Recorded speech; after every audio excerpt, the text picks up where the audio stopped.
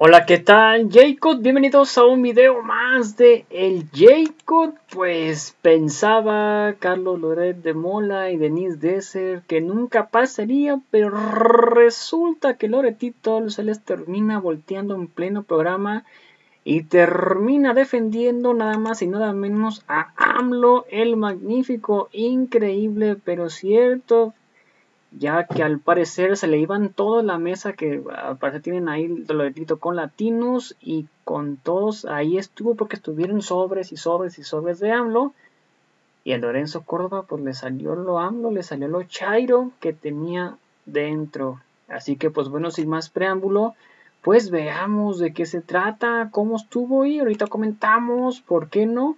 Y es que todo comenzó prácticamente así, de esta manera, y es que están haciendo ver que si pierde Xochitl por la paliza que se prevé, pues que va a ser según es una elección de estado, pero resulta que no, que Lorenzo Córdoba hace lo posible y les dice claramente que no, y defendiendo completamente a AMLO el magnífico, y todo resultó así, de esta manera.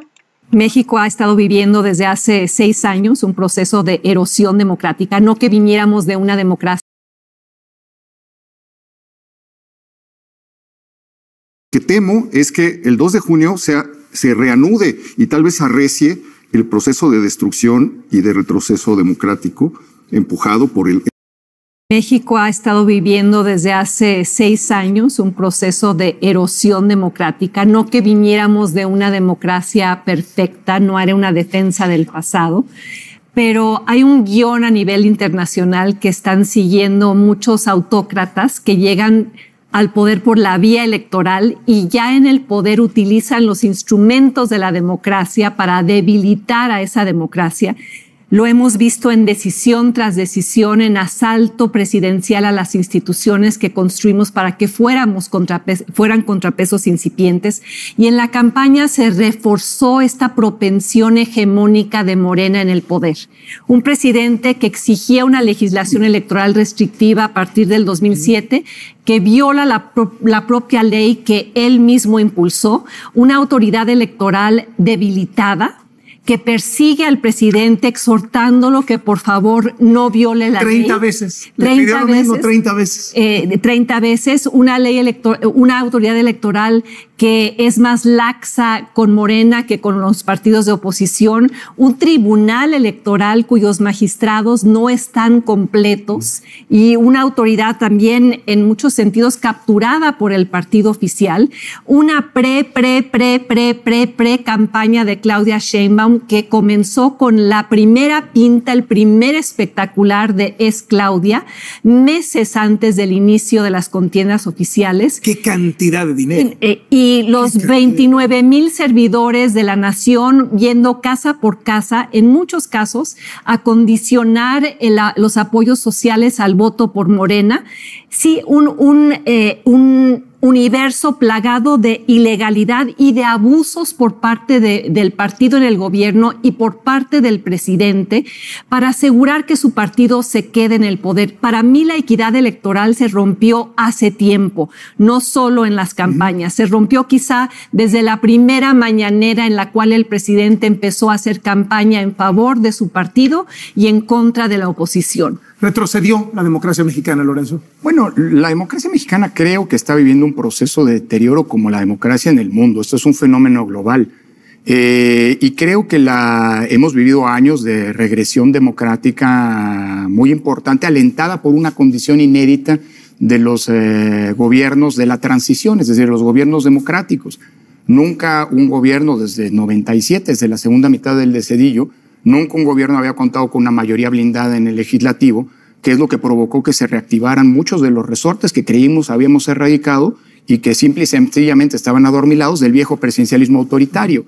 Desde ese punto de vista, la concentración del poder, el uso del poder para polarizar e inyectar intolerancia en el discurso público, pues eso viene de tiempo atrás. Y las elecciones, este proceso electoral, pues ha padecido todo este fenómeno. Ahora, sí, sin duda, y coincido, tenemos una autoridad electoral que probablemente hubiera tenido que ejercer, para mí es complicado decirlo, pero bueno, pues hay que decirlo, que hubiera tenido que ejercer el arbitraje de una manera mucho más robusta.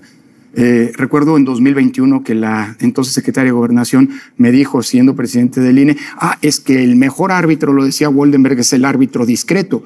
Y yo le contesté, sí, siempre y cuando los jugadores no obliguen al árbitro a salir al campo y sacar tarjetas, porque en un escenario de violación reiterada de las reglas de parte de los jugadores, un árbitro discreto se vuelve parte del problema. ¿Le quedó de ver el INE a México? Mira, no sé, pero quiero hacer un matiz, porque sí quiero plantear, y sin embargo, a ver, yo creo que tenemos un tribunal electoral que no solo está incompleto, sino que ha tomado decisiones que no necesariamente han robustecido esto. Tenemos un INE que ha emitido 50 medidas cautelares sin que tuvieran efecto contra el presidente de la República por las mañaneras, por el uso político de las mañaneras, y ni siquiera se atrevió a discutir si la mañanera tenía que suspenderse, no, como un espacio de propaganda, y un tribunal electoral que ha emitido 30 sentencias y que en alguna de ellas dijo, es que las sentencias contra el presidente declarando que violó la Constitución solo tienen efectos declarativos. Y sin embargo, todo esto debe preocupar. Y sin embargo, el sistema electoral mexicano funciona. Con mucho que haya quedado trasnochado con las precampañas. Es decir, las precampañas fueron para generar equidad, que nadie se adelantara y todo el mundo se adelantó con la condescendencia de la autoridad. Y además para que hubiera una disputa interna y todos los partidos y coaliciones presentaron precandidatos únicos. Habrá que repensar muchas cosas. Pero sin embargo, hoy estamos en la antesala del gran momento que tenemos las y los ciudadanos, a pesar de todo lo que se ha mencionado y que coincido, para poder decidir nuestro o sea, se van a instalar 160. Se van a instalar las 170,000 casillas. Están, a pesar de la tasa de deserción, están integrados por ciudadanos que van a ser los garantes del voto. Es decir, perdimos mucho de lo ganado en términos de equidad, es cierto. Perdimos, creo, lamentablemente, en términos de autoridad de los órganos electorales.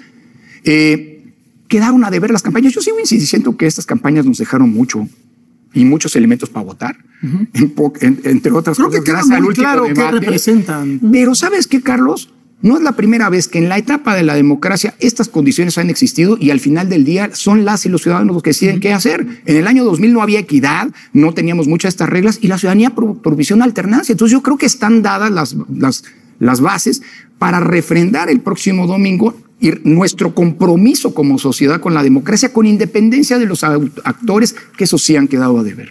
Lorena. Alrededor del 60% de la población hoy en día considera que la democracia está en riesgo. Y esto es un tema que se puso sobre la mesa a partir de las marchas de la defensa al INE, cuando sí vimos embates muy claros del presidente, porque sí, como dice Denise, él ya había ido erosionando muchos aspectos, ¿no? De organismos autónomos, contrapesos. Yo agregaría a la lista que hiciste el papel que hizo Arturo Saldívar, ¿no? O sea, que claramente eliminó por completo la neutralidad de la Corte. Ahorita el ataque bajo el que está sometido Norma Piña, ¿no? Entonces, creo que el hecho de que se haya puesto sobre la mesa la preocupación por la democracia nos hace notar que seguimos viviendo en una democracia importante, ¿no? Yo también coincido, todos los ciudadanos, o una buena parte de los ciudadanos, se está preparando para ir a las urnas el domingo. Y yo creo que sigue viva la democracia en la ciudadanía, porque nos están dando, o sea, estamos viendo elecciones competidas en muchos lugares, ¿no? El presidente ha intervenido impúdicamente, diariamente, durante horas del día, a través de la televisión en una elección. Entonces, no podemos negar que estamos frente a una elección de Estado. No sé si eso es un fraude. Lorenzo, a ver, perdón, la terminología importa y sobre todo de cara a la elección, porque creo que no solamente este espacio, sino como ciudadanas y ciudadanos tenemos que crear un buen ambiente para la elección sin soslayar ni menospreciar lo que ha estado ocurriendo. Las cosas hay que decirlas, pero hay que recordar que aquí no se ha decidido nada y lo vamos a decir todo el domingo. Dicho lo anterior, aguas con las palabras. Para mí, hablar de elección de Estado es lo que teníamos. Y no tenemos lo que teníamos, perdón. Aquí sabemos perfectamente dónde venimos. En el pasado, el gobierno organizaba las elecciones, decidía quiénes contaban los votos en las casillas y al final del día manipulaba los resultados a su antojo. Eso ya no ocurre en México. En México los votos los cuentan ciudadanos que fueron sorteados, que fueron capacitados y que son los garantes primeros de que el voto se va a respetar. Dicho lo anterior, que sí tenemos muchas irregularidades. Es más, pongo sobre la mesa un elemento adicional. El presidente, al decir suspender su mañanera en el periodo de la veda electoral, jueves y viernes previo a la elección, pues parece reconocer implícitamente de que campaña, está haciendo, que este es un espacio de propaganda. Es decir, lo que se tiene que prohibir, lo que está prohibido es el acto de proselitismo, y el presidente, al suspender, a lo mejor se está cuidando y sabe que su incontinencia es tal que no puede estar frente a un micrófono sin hacer actos de proselitismo. Eso está ocurriendo. Estamos desequilibrados. Hay presencia del crimen organizado, pero yo creo que la incidencia es todavía, sobre todo en el ámbito municipal. Y sin embargo, déjenme poner una cosa, y sin embargo, hay un acto de resiliencia democrática que es fantástico.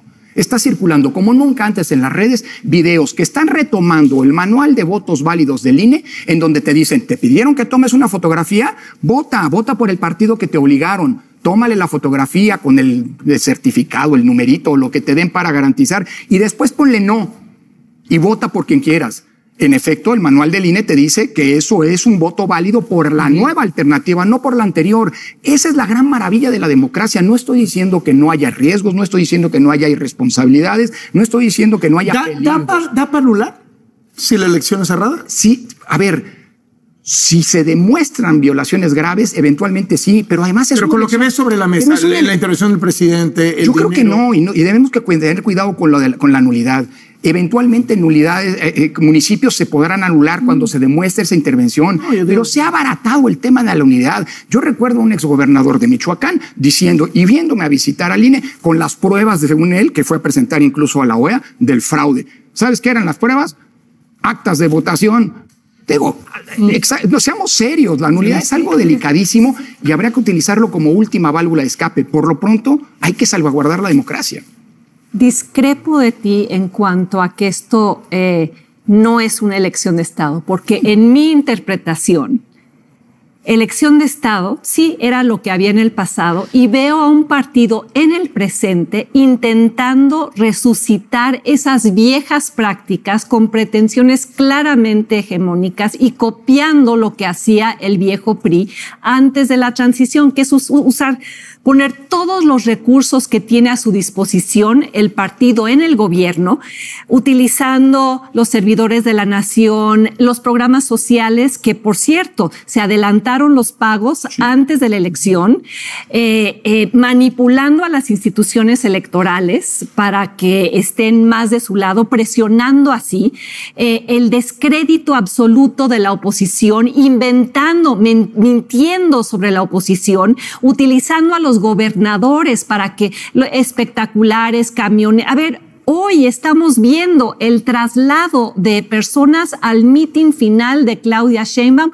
Eso para mí reproduce los vicios de una elección de Estado. Al mismo tiempo tenemos una institucionalidad diferente. Coincido contigo y logramos erradicar la cultura del fraude, y yo por eso voy a ir a votar, porque creo que el voto sí hace la diferencia.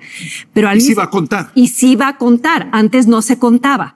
Pero tenemos una intención hegemónica, una intención del partido en el ¿Califica gobierno como fraude electoral? ¿Da para anular la elección? Yo creo que tenemos que replantear incluso el concepto de fraude, porque el fraude ya no ocurre, Lorenzo, el día de la elección en la casilla, aunque podría ocurrir ahora si es que reemplazan a los funcionarios ciudadanos de casilla con otros. Pero bueno, esa es una... Por eso dejemos a Ricardo, los que escriben que creyeron que los maestros cambiaron los votos. No, Lorenzo, pero yo no estoy de acuerdo en eso. Es que estás hablando como si hubiera cosas que no han pasado. Hay cosas que ya pasaron. Esas cosas ya pasaron. Pero no hay una captura de las... Todavía no lo medimos. No.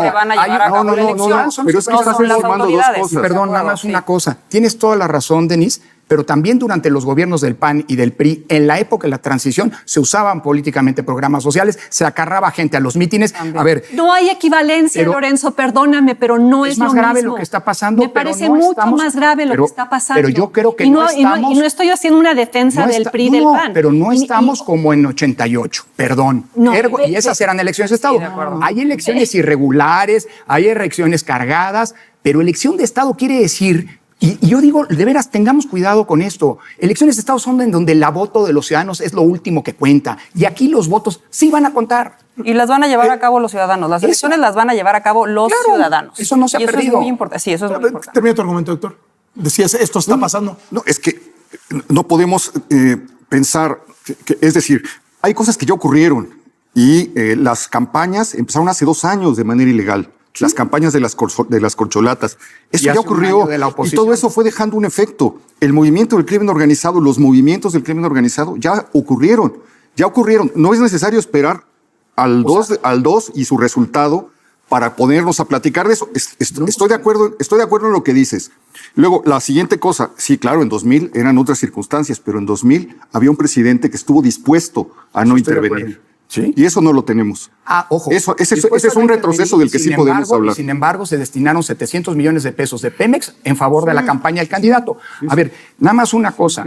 No caigamos, dejémosle como patrimonio a la candidata del oficialismo y al presidente de la República decir que el pueblo ya decidió y que esto ya ocurrió, porque aquí no se ha decidido nada, no se ha emitido un solo voto, y aquí quien gane cualquier cargo va a ser con los votos que se van a emitir el domingo, no con lo que ha venido pasando hasta ahora, que incide, que descompone el terreno, que genera un mal ambiente, sí, pero perdón. A mí me parece convincente la distinción que trata de hacer Lorenzo. Creo que hay muchísimas señales de que hay inequidad, que hay trampas, que hay ilegalidad del presidente de la República haciendo campaña todos los días por su candidata.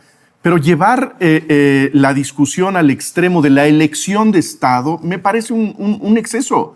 Porque eso implicaría que todas las piezas de la maquinaria son de un jugador que está truqueando el proceso y que esto es una farsa. Exacto. Elecciones de Estado implica que no hay incertidumbre en la elección. Y sí tenemos incertidumbre. Sí. Y hay muchas pistas en donde puede haber sorpresas en lo que nos están anticipando las encuestas. Y el punto central, serán los electores quienes decidan el domingo quién va a gobernar y quién va a legislar. En ese sentido, hay que distinguir la inequidad de esta noción excesiva de una elección de Estado que forma parte de una maquinaria totalitaria. A ver, no minimicemos lo que López Obrador y Morena han tratado de hacer, y quiero señalar una paradoja muy importante de esta elección. Ninguno de los partidos anteriores, en contiendas anteriores donde ya no había elección de Estado, está convocando al voto, Jesús, para destruir la democracia. Esa intención la tenemos que reconocer, porque ¿qué contiene el Plan C? El Plan C abiertamente dice: quedémonos sin Suprema Corte que sea autónoma. Sí, no, que se morenice la Corte. Quedémonos sin INE, semiautónomo, a veces capturado, a veces ineficaz. Yo te diría, tú y yo peleamos mucho esto. Yo creo que el INE debió haberle quitado el registro al verde. Lo que interpreto que reivindican Lorenzo, Lorena y Jesús es... El voto pero ciudadano, al final la gente va a tomar la decisión. Claro, yo no estoy... Hay un consenso, ¿no? Institución, consenso. Hay un deterioro. Sí. En el término elección de Estado... La mejor prueba de que no hay una elección de Estado propiamente dicha es que creo que nadie en esta mesa pone en duda el que pudiera ganar la oposición. No estoy diciendo que eso que afirmemos que va a pasar. Bueno, déjame, voy a esa parte porque bueno, pero ya. Eso es lo más sabroso. Oye, ese es tu parte y ofrezco una disculpa, pero a lo mejor 9 años de... No, está bien. Yo sí. Tienen su impacto. Yo sí pongo en duda que si gana la candidata de la oposición, el presidente y su partido estén dispuestos a reconocer igual que Trump, igual que Bolsonaro, pero eso no mató la democracia americana y brasileña. No, pero subrayemos el riesgo. Sí, me parece fundamental subrayar el riesgo. Pero eso subrayar eso no las vuelve elecciones de Estado. Para subrayar el riesgo hay que precisar la amenaza. Exactamente. La amenaza es enorme y tiene que ver con lo que se ha hecho y con lo que se ofrece políticamente. Exacto. Pero no es necesario denominar lo que va a pasar el domingo como una elección de Estado. La amenaza es clarísima, es muy seria. Todavía no son tiempos de que doblen las campanas por la democracia. Hemos visto la operación de 23 gobernadores, pero no le podemos llamar elección de Estado. Igual que operaba el PRI. Nos esperamos tantito. Voy a esta comparación antes... Voy a usar la táctica. Es más grave, pero también... Es más grave. Voy a usar la táctica Claudia Sheinbaum. Voy a decir, hablemos de lo que verdaderamente le interesa a la gente. Y yo creo que nuestra discusión semántica no es lo que verdaderamente le interesa a la gente. O al menos yo lo que quisiera decir, Lorenzo, es que a mí sí me parece que la democracia mexicana está en serio riesgo por la intencionalidad del presidente y su partido, por cómo se han comportado, por lo que ha dicho la candidata en los debates y en programas de televisión. No podría ser más claro. No creen en el consenso, no creen en la deliberación, no creen en la necesidad de darle legitimidad a la oposición, no creen en los contrapesos, no creen en la división de poderes. Todo eso lo han resignificado para que sea obstáculo a la verdadera transformación. Y la democracia, a mi juicio, significa exactamente todo eso. Significa contrapesos, división de poder. No significa la voluntad del pueblo interpretada por un hombre o la voluntad del pueblo expresada en el voto popular por la Suprema Corte. No quiero minimizar el riesgo diciendo hay una intencionalidad de elección de Estado, quizá frenada por las instituciones que tenemos, asediadas, por cierto, cada una de ellas. La resiliencia democrática ha sido gracias a la ciudadanía que ha salido a manifestarse, ha sido gracias a los medios, ha sido gracias a los encuestadores, no ha sido gracias al presidente. Entonces no celebremos que la democracia mexicana ha resistido. Oye, agradece, no la hemos perdido. No, pero ha resistido a pesar del partido en el poder. Claro, esa es la tragedia de nuestros tiempos. Pero nadie ha dicho otra cosa. Y por cierto, en todo lo que acabas de decir, y salvo lo de que hay que celebrar que la democracia ha aguantado, porque eso sí creo que hay que celebrarlo, me declaro un abajofirmante de tu statement. Dicho lo anterior, y sin embargo, a pesar de todo eso, la ciudadanía mexicana tiene todas las condiciones para poder decidir el próximo domingo para dónde vamos. Y eso es todavía la garantía primera de que estamos todavía en una democracia amenazada. Me da la impresión de que, en el fondo, es nada más el término elección de Estado lo que está haciendo que la mesa... No solo, pero todos están de acuerdo en que hemos experimentado un proceso democrático. Sí. Todos están de acuerdo de que el triunfo de una de las opciones puede implicar... Quisiera resaltar algo que me parece interesante para el día después. Si suman ustedes las oposiciones, Claudia Sheinbaum, suponiendo que gane, va a enfrentar casi un 40% de la población que no votó por ella. Va a enfrentar una oposición robusta, una oposición que se organiza, que está ganando quizá regionalmente, que tiene clara la agenda en términos de la defensa de la democracia en algunas regiones del país. No va a ser un día de campo para ella, no es algo que el presidente pueda salir a celebrar. La oposición existe. Ahora, y me parece que además... el contraargumento Yo quería agregar algo antes de eso también, porque siguiendo con la lógica que les estaba yo haciendo, ¿qué es lo que llevaría a que Claudia Sheinbaum superara a López Obrador? ¿Porque es mejor candidata que López Obrador? ¿Es más carismática, es más cercana? ¿O porque los logros de gobierno de López Obrador son tan grandes y tan espectaculares que la población está completamente feliz con él? ¿O porque los programas sociales también son tan vastos que pueden oscurecer lo que estamos viendo en términos de crimen organizado, violencia, salud, educación, corrupción? Pues no me queda tan claro, ¿no? Porque en realidad los resultados de gobierno de López Obrador, en el mejor de los casos, son ambiguos. ¿Crees que puede haber una sorpresa, Denise? Es una sorpresa en cuanto a que se cierre el margen de distancia, que haya sorpresas a nivel de los estados, de los congresos locales. Yo creo que para quienes auguran que va a haber un altísimo margen de distancia y que ya están cantando esta elección como la coronación de Claudia Sheinbaum, en ese sentido creo que sí puede haber. Veo al gremio de los encuestadores muy dudosos. Es decir, de su propio trabajo. Confesado públicamente. Sí, por primera vez ves a los encuestadores diciendo, pues mira, déjate presento mis números y todo lo que yo dudo de mi encuesta. El disclaimer. Y oye, esto es a lo mejor puede cambiar de última hora. ¿Cómo? ¿En 3 días va a cambiar? No, todo? Qué barbaridad, porque llevan un año, llevan 8 o 10 meses diciéndote que la candidata del oficialismo va 50 puntos arriba y 4 días antes de la elección descubren que puede haber un error, porque no todos hablan, porque el crimen organizado provoca miedo, porque el miedo a perder los programas sociales también cuentan, porque hay una gente que no ha dicho todavía, pero te lo avisan después de haberle hecho una campaña.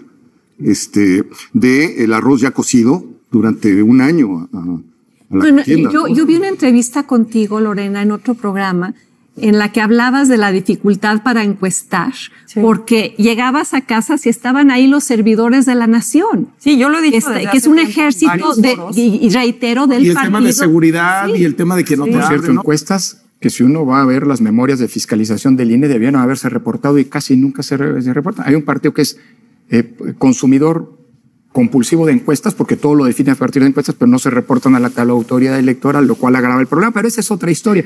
Yo un poco atendiendo a tu pregunta, yo diría lo siguiente, mira, a ver, creo que ni como ex autoridad electoral, ni como académico, es mi rol y me asumo con el rol de hacer predicciones. Aquí Calimán, que debería ser el santo de las cuestiones electorales, lo recomienda. Serenidad y paciencia. Faltan unos días, pocos días. Pero lo que sí es cierto es que la democracia, venturosamente, a diferencia de la autocracia, que es absolutamente predecible en sus resultados, la democracia siempre tiene implícito esto. Y eso es lo que hace una diferencia entre un régimen, no me meto a lo de elección de Estado, como autoritario, como el que teníamos y el actual. Hace 30 años había incertidumbre en torno a las reglas, en torno al trabajo de las autoridades electorales, en torno a quién iba a contar tus votos, pero había una certeza, sabías quién iba a ganar antes de que las elecciones se llevaran a cabo. Hoy eso no es así. Hoy la incertidumbre forma parte de los resultados. Y no, sin pretender hacer previsiones, ni mucho menos, no soy un oráculo ni pretendo serlo. Lo que sí es cierto es que los datos de las encuestas, de las democracias, nos revelan muchísimas cosas. Es decir, incluso las encuestas solamente te dan una fotografía, por cierto, creo que bastante distorsionada por los problemas que ya mencionaba Lorena, de lo que está ocurriendo. Y si no volvamos los ojos a lo que pasó del otro lado, en el otro cono del mundo, en el cono sur, en Argentina hace unos meses, todas las encuestadoras, todas las encuestas, sin excepción, daban por ganador a Massa, el candidato del oficialismo, entre 4 y 6 puntos. Todas. 3 días después, ganó Milei con 11 puntos. Esa es la gran virtud de las democracias y la gran incertidumbre que traen consigo las democracias. ¿Qué nos puede pasar en 2 días, 3 días, el domingo? Pues que se constate lo que dijeron las encuestas y hay un triunfo arrollador de una candidata que no va a ganar todo, porque esta es una elección muy compleja, con muchas disputas. 2, que gane por poco. Y 3, yo no descarto, simple y sencillamente por respeto al votante, porque el que va a decidir es el votante y lo va a hacer no hoy, sino dentro de unos días, que pudiera haber incluso una alternancia. Pregunto, ¿por qué demonios no podría haber alternancias en plural, porque la disputa es muy grande, en un país en donde los últimos 10 años, en las elecciones en los últimos 10 años, lo más probable es la alternancia. La tasa de alternancia a nivel nacional es del 62%. Es más probable que haya alternancia que no haya. En los últimos, si ves lo que ha pasado en ese país, yo creo que la sorpresa ya ocurrió. Comenzamos el sexenio hablando de una oposición moralmente derrotada, una oposición que tardó en encontrar un candidato, una candidata, una oposición que tardó en iniciar la campaña y que la inició de manera muy errática, casi accidentalmente. Una oposición de la que no se esperaba mayor cosa. Y de repente vemos al presidente hablando de un fraude, vemos a las encuestadoras de los 50 puntos poniendo reparos, vemos concentraciones masivas en las calles, como ya lo habíamos señalado, que no se habían visto. Y creo que frente a cómo venía la mano, la sorpresa ya está ocurriendo, que es que estaremos platicando el día 3. El 2 en la noche, pero para como estaba planteado todo, la sorpresa ya ocurrió. Ese panorama de las bardas del rincón más humilde de México con la cara de Claudia Sheinbaum, hace 2 años, anunciaban una cosa verdaderamente arrolladora. ¿Crees que en los últimos días, en el último par de semanas, se ha creado un caldo de cultivo para hablar de la posibilidad de una sorpresa? O sea, la recta final, los debates, este último tramo de intensidad de las campañas, lo que hemos visto en estos últimos 2 días, ayer y hoy con las encuestas. No, yo creo que frente a la imposibilidad de que la oposición estableciera una campaña que conectara, lo que hemos visto es una campaña que empezó a despertar y a manifestarse de muchas maneras, conectando con sectores, sobre todo sectores agraviados, los sectores agraviados. Yo creo que lo que se siente ya en este momento es el nerviosismo de la elección inminente, y eso revela que hay incertidumbre, una incertidumbre que no teníamos en la época predemocrática y que se sigue sintiendo, que puede haber en efecto sorpresas el domingo. Ahora, yo creo que la gran pregunta es quiénes finalmente son los que van a votar el domingo, a quiénes se convoca, quiénes tienen más ganas de expresarse políticamente ante la boleta electoral. Van a ser los que quieren que las cosas sigan como están actualmente, van a ser ellos los que mayoritariamente hagan fila, o serán los indignados, serán los que están enojados con el desempeño de este gobierno, los que están preocupados por el futuro de la democracia mexicana, quienes tienen un agravio por la política de salud, quienes no ven que el sistema educativo le dé una esperanza a sus hijos. Yo creo que tiene que ver, y eso lo dijo Lorena, lo ha dicho Lorena muchas veces, creo que tiene que ver con quién es el convocado a las elecciones, y eso pues lo sabremos el domingo. ¿Te esperas una sorpresa? Bueno, si la espero ya no sería sorpresa.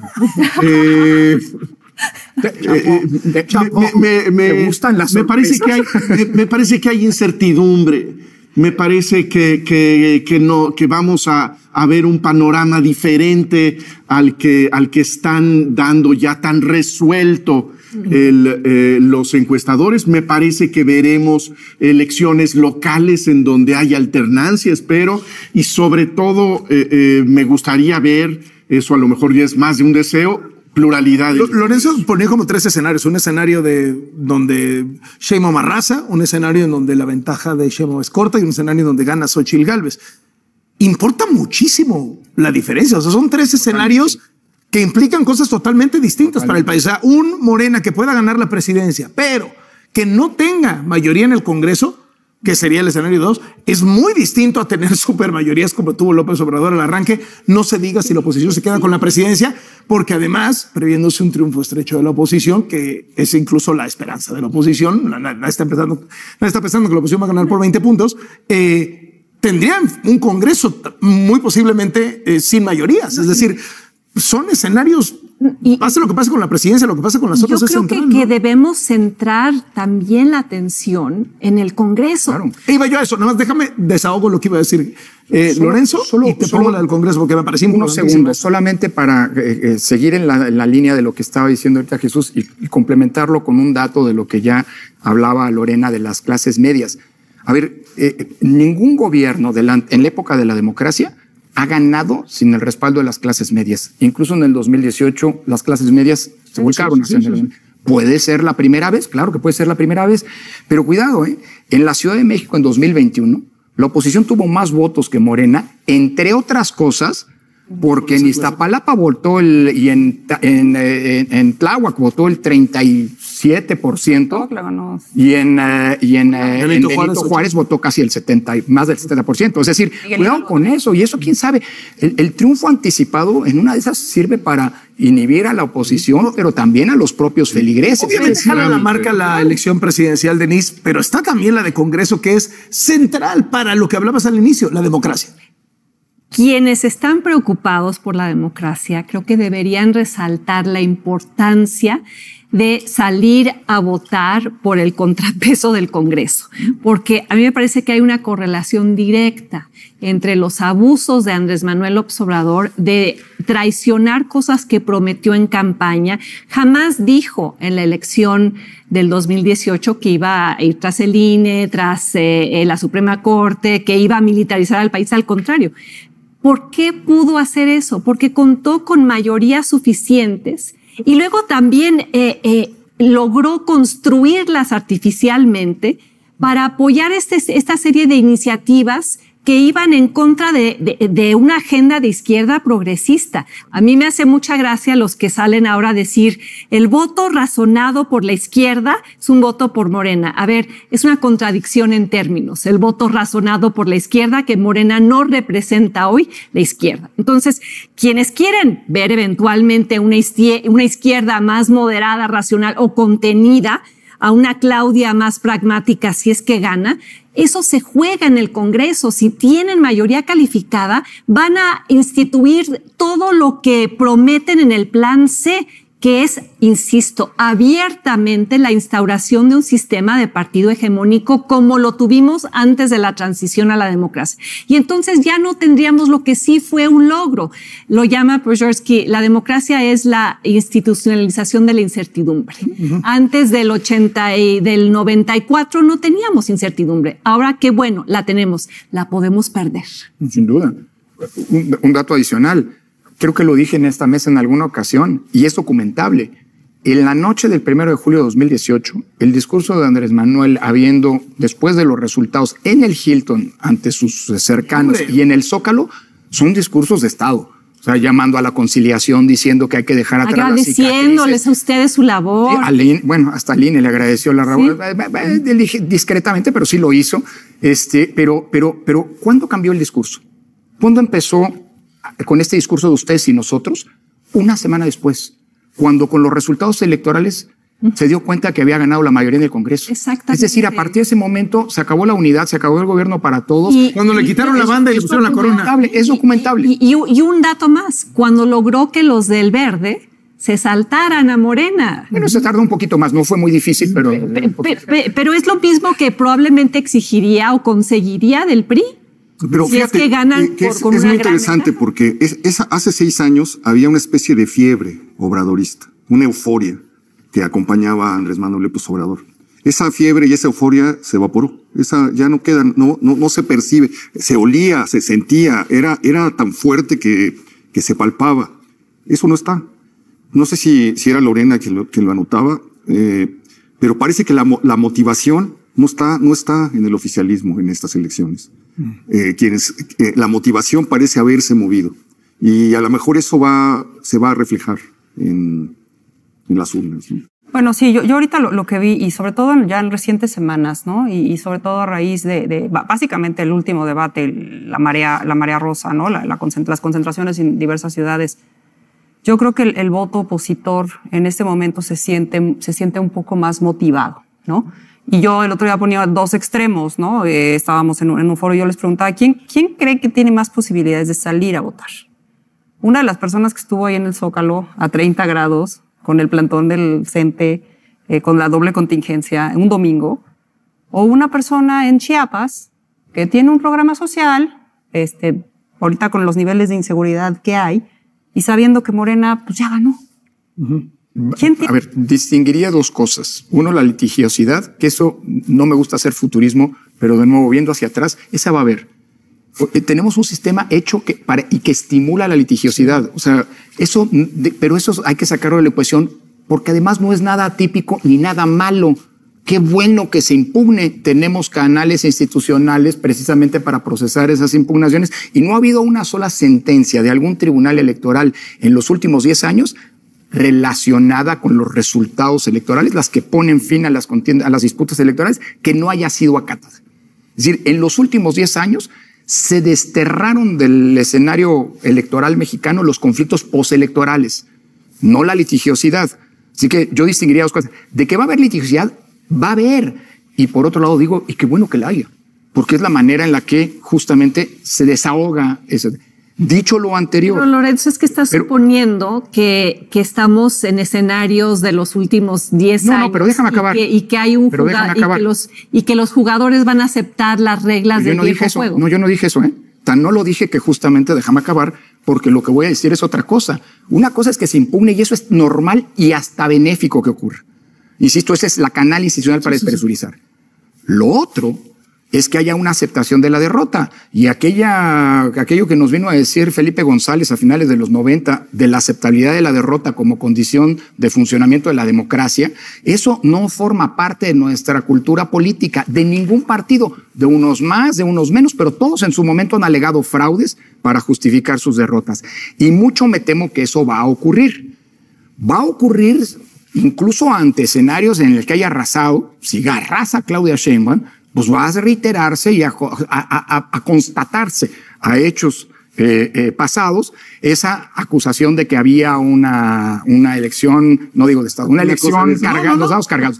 Si los resultados son cerrados, más nos vale, con mucha responsabilidad como ciudadanos, irnos abrochando el cinturón. Van a ser zonas de turbulencia los próximos 2 meses y medio.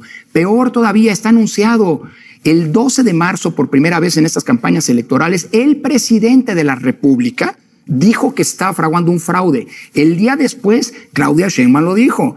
En el último debate que discutimos aquí, Claudia Sheinbaum volvió a hablar de fraude. Es decir, cuidado, estamos ante un escenario muy semejante al de Estados Unidos en 2020, muy semejante al de Brasil en 2022, donde el discurso del fraude dejó de ser un monopolio de una oposición derrotada para ser el discurso del gobierno. El discurso del fraude sirve hasta si ganas.